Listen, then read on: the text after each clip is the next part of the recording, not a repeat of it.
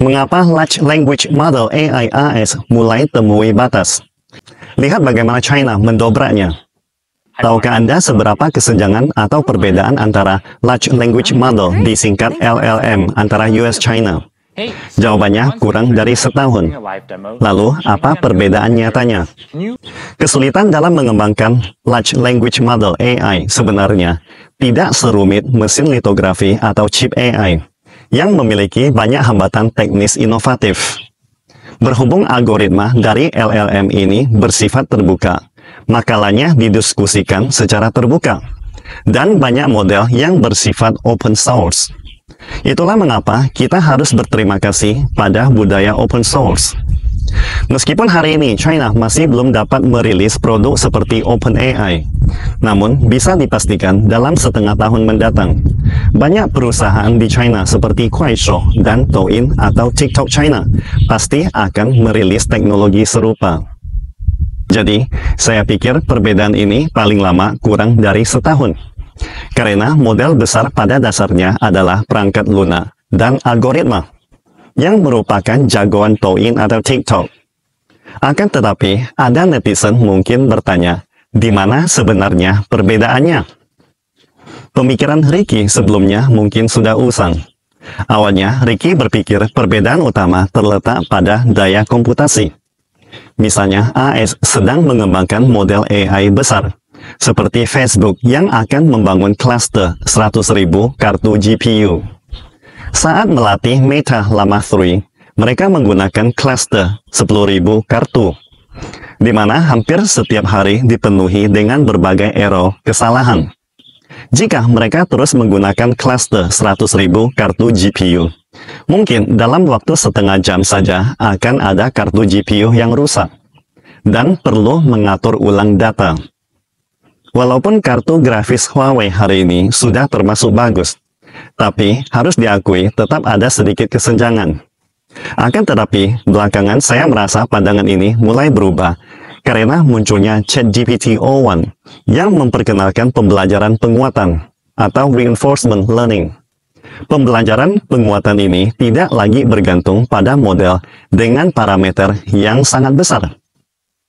Sebagai contohnya, Large Language Model AI China dulu belajar semua gosip di internet, tetapi kemampuan penalarannya masih sangat lemah.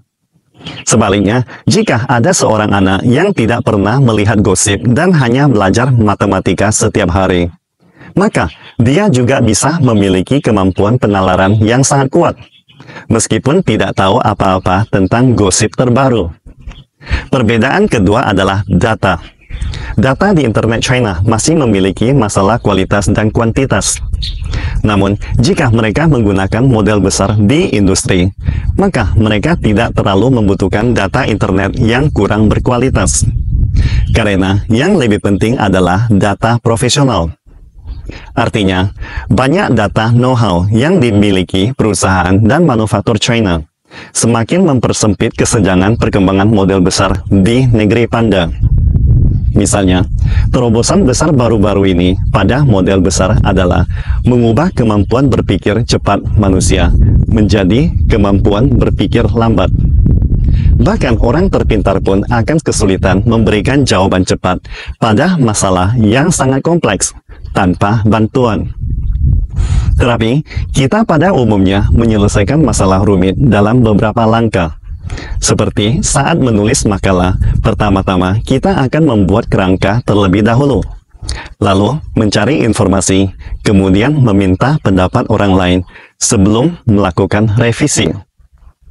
Sementara itu, peluncuran ChatGPT-o1 memberi kepercayaan baru pada masyarakat. Model lama sering mengalami ilusi atau kesalahan, seperti siswa yang hanya tahu menghafal. Namun, ChatGPT-o1 berhasil mewujudkan kemampuan berpikir rantai, atau chain of thought, yaitu berpikir lambat. Jadi, menurut saya, scaling law dalam pengembangan kecerdasan buatan AI telah menemukan arah perkembangan yang baru. Karena model tradisional yang mengandalkan daya komputasi, kartu grafis, energi, dan data secara masif untuk mencapai terobosan telah menemui batasannya. sebab data pelatihan yang ada hampir habis. Oleh karena itu, ChatGPT-o1 mulai mempertimbangkan metode pembelajaran penguatan, reinforcement learning, untuk menghasilkan data berkualitas tinggi, yang membuka paradigma baru ini. CEO OpenAI, Sam Altman, baru-baru ini menerbitkan sebuah artikel yang mengatakan bahwa manusia bisa mencapai terobosan hanya dalam ribuan hari. Dia sangat optimis, tetapi setelah saya hitung, itu sekitar 10 tahun loh. Jadi, saya yakin bahwa China sebenarnya dapat menempuh jalur sendiri dengan memanfaatkan keunggulannya dalam berbagai sektor industri dan beragamnya skenario manufaktur. Para perusahaan AI China seharusnya bisa menggabungkan aplikasi skenario tersebut untuk menciptakan model-model besar yang lebih khusus dan profesional dibanding AS. Selain itu, berpikir lambat slow thinking tidak hanya terbatas pada pembelajaran penguatan saja. Dalam 6 bulan terakhir, China telah mengeksplorasi metode Collaborative Center of Excellence atau COE yang melibatkan model saran dan panduan para ahli. Belum lama ini, banyak perusahaan raksasa teknologi China telah bekerja sama dengan 16 perusahaan besar pengembang model AI di dalam negeri dan telah terlibat dengan lebih dari 50 large language model. Misalnya, model AI A bertanggung jawab menjawab pertanyaan. Model AI B berfungsi untuk tantangan. Dan model AI C bertugas untuk berdebat. Sementara pada akhirnya model AI lainnya bertugas untuk membuat kesimpulan. Dengan beberapa model besar yang berfungsi seperti tim penasehat yang berdiskusi bersama, China telah berhasil mencapai kolaborasi berbasis slow thinking untuk memecahkan masalah yang kompleks. Sekarang, dalam bentuk praktek, kemampuan ini bahkan telah melampaui ChatGPT 4o.